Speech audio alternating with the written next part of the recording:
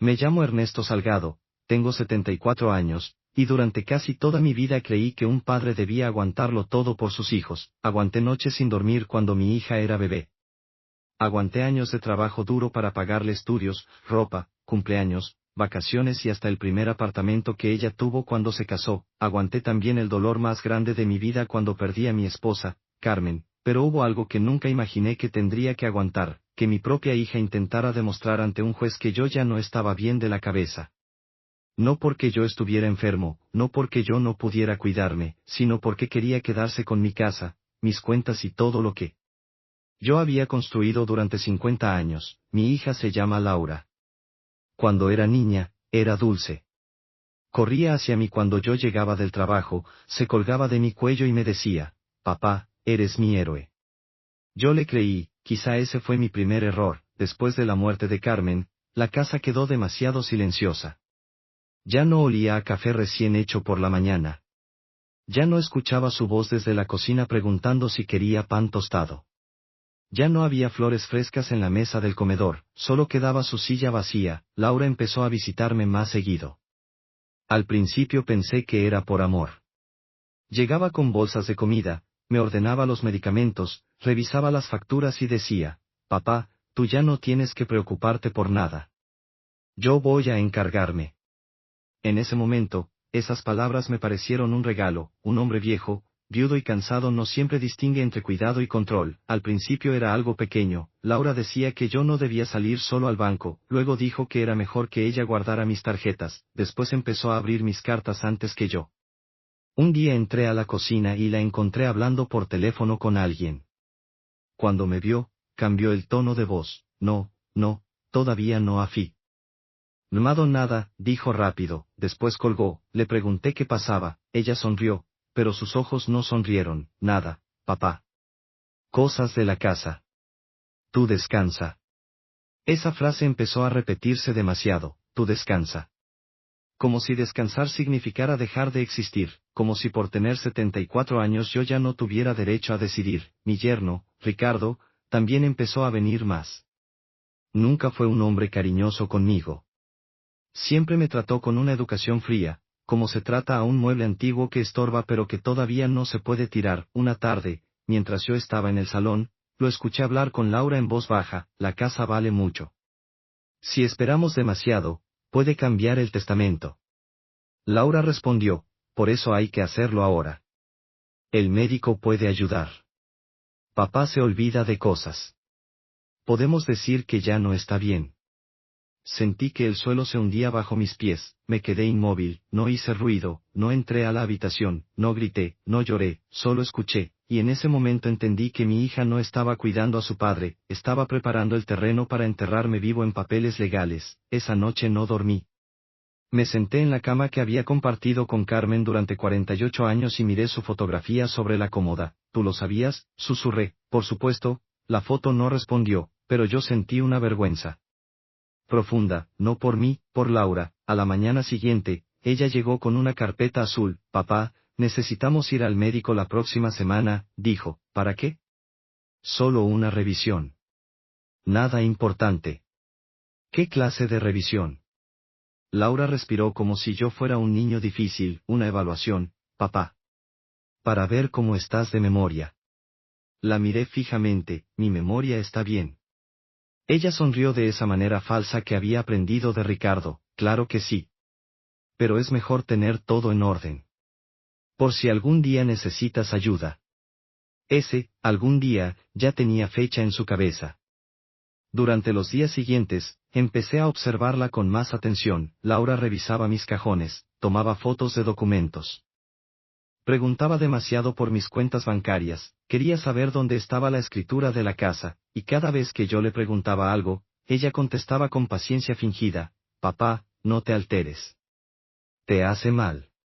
No me estaba llamando enfermo directamente, me estaba construyendo como enfermo delante de todos. Una tarde vino mi vecina, la señora Pilar. Una mujer de casi 80 años, amiga de Carmen desde hacía décadas. Me trajo sopa, como hacía de vez en cuando. Laura abrió la puerta y no la dejó pasar. Mi padre está cansado, dijo. Yo escuché desde el salón. Pilar respondió, solo quería verlo un momento.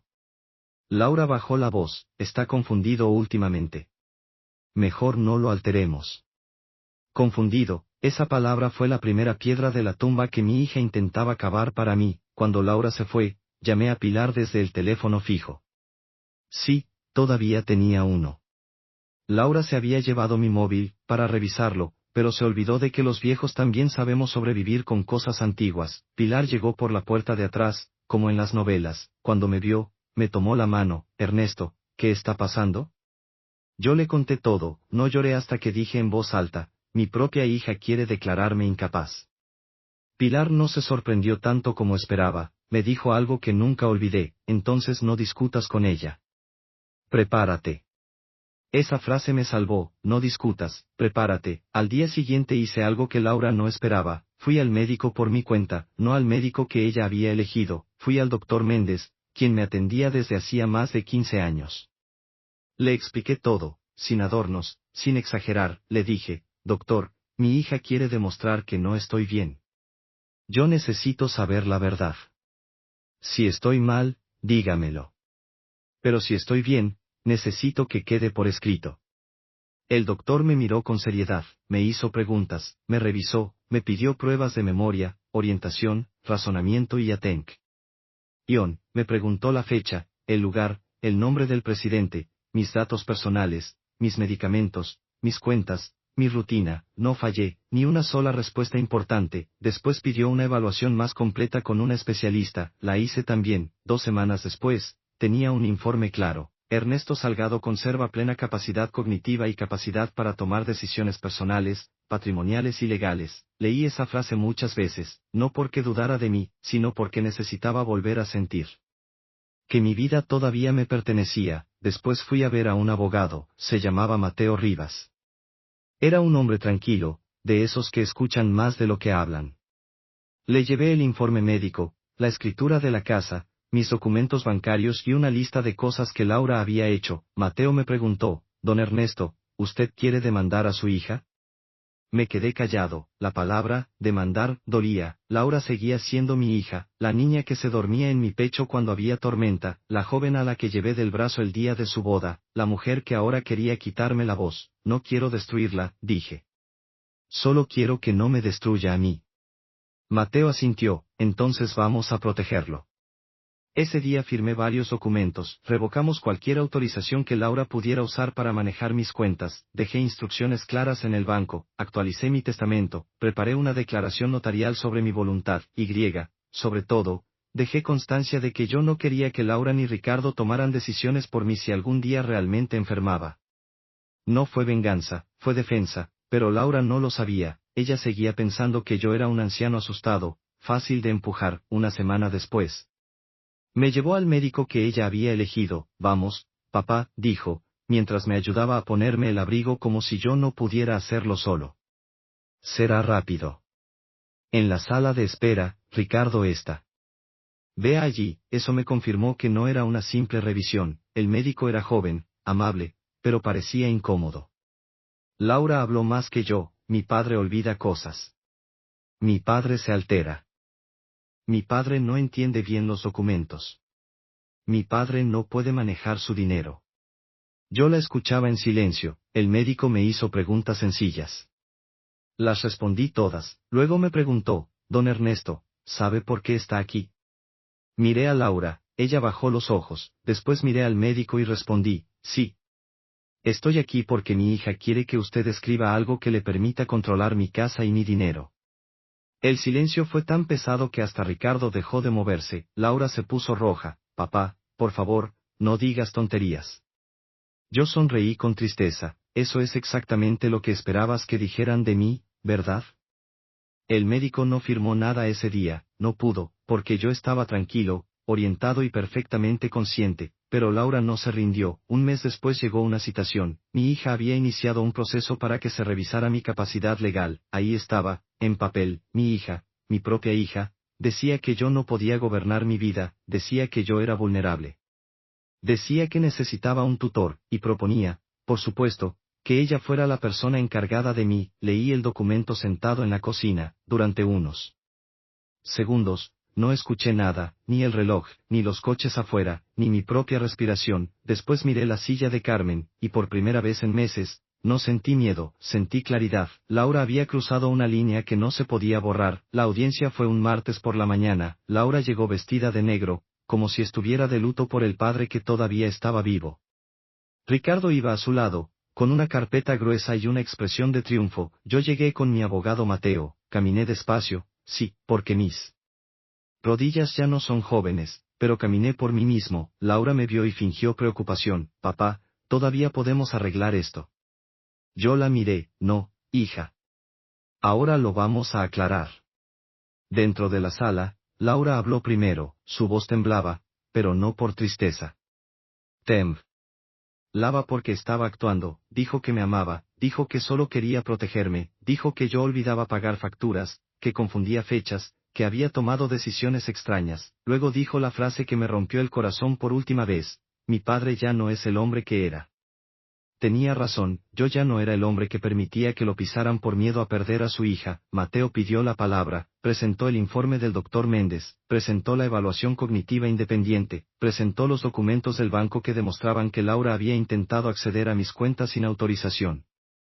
Presentó mensajes donde Laura y Ricardo hablaban de vender la casa, cuando el viejo ya no pudiera opinar. No hubo gritos, no hubo drama, solo papeles, y a veces, los papeles dicen más que las lágrimas. Laura palideció cuando escuchó sus propios mensajes leídos en voz alta. Ricardo intentó interrumpir, pero le pidieron silencio. Después Mateo presentó algo que Laura no esperaba, la declaración de la señora Pilar. Mi vecina explicó cómo Laura le había impedido verme, diciendo que yo estaba confundido. Explicó que me había encontrado lúcido, triste, pero completamente consciente. Luego habló mi médico, con voz firme, dijo: don Ernesto no presenta signos que justifiquen retirar su capacidad de decisión.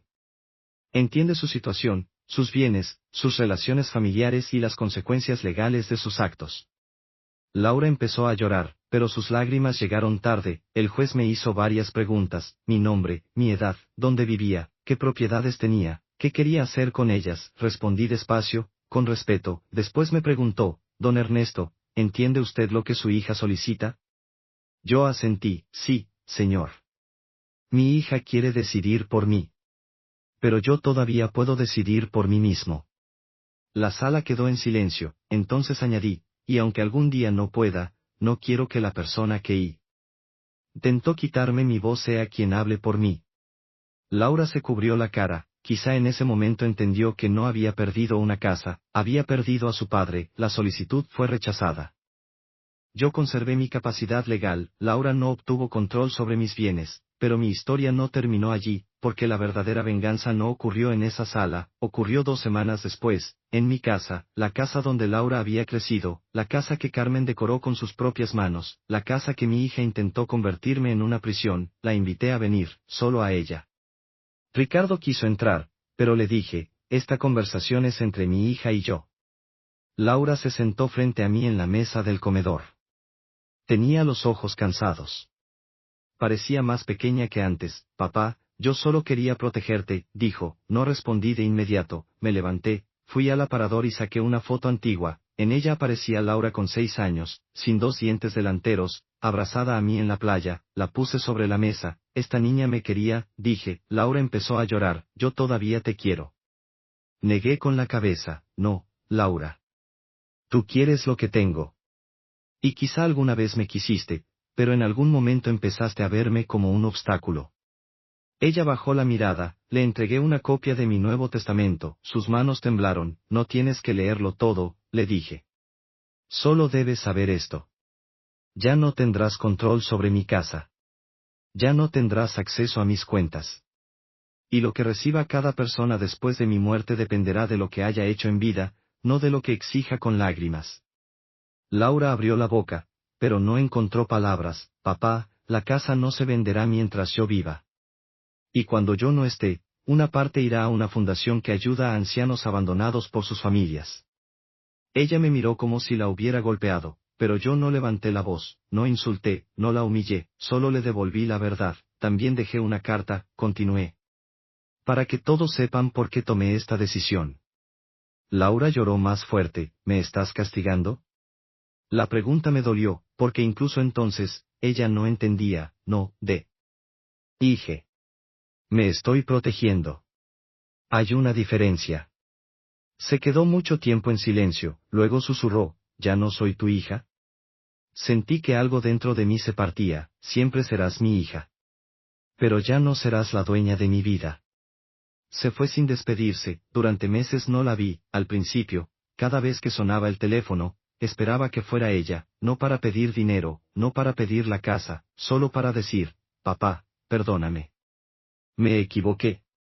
Pero esa llamada no llegó, lo que sí llegó fue la paz, volví a abrir las ventanas por la mañana, volví a ir al mercado, volví a tomar café con Pilar, volví a visitar la tumba de Carmen sin sentir que al regresar alguien habría cambiado la cerradura. Un día, mientras limpiaba el armario, encontré una caja con cartas que Carmen me había escrito cuando éramos jóvenes. En una de ellas decía, Ernesto, tú siempre cuidas de todos. Solo espero que algún día también sepas cuidarte a ti mismo. Me senté en la cama y lloré, no de tristeza, de alivio, porque al final, eso había hecho, me había cuidado. 6 meses después, recibí una carta de Laura, no era larga, decía, papá, no sé cómo arreglar lo que hice. Me dejé llevar por Ricardo, por el miedo, por la ambición y por pensar que tu vida ya estaba en nuestras manos. Me equivoqué. No te escribo para pedir nada. Solo quería decirte que lo siento. Leí la carta 3 veces, no la respondí ese día, ni al siguiente. El perdón, cuando es verdadero, no se entrega por presión, se entrega cuando el corazón deja de sangrar. Semanas después, acepté verla en una cafetería, llegó sola, sin Ricardo, sin carpetas, sin excusas, me miró como una hija mira a su padre cuando por fin entiende que lo ha herido. Papá, dijo, perdóname. Yo no dije, no pasa nada, porque sí pasó, y mucho, no dije, olvidemos todo, porque hay cosas que no deben olvidarse, solo dije,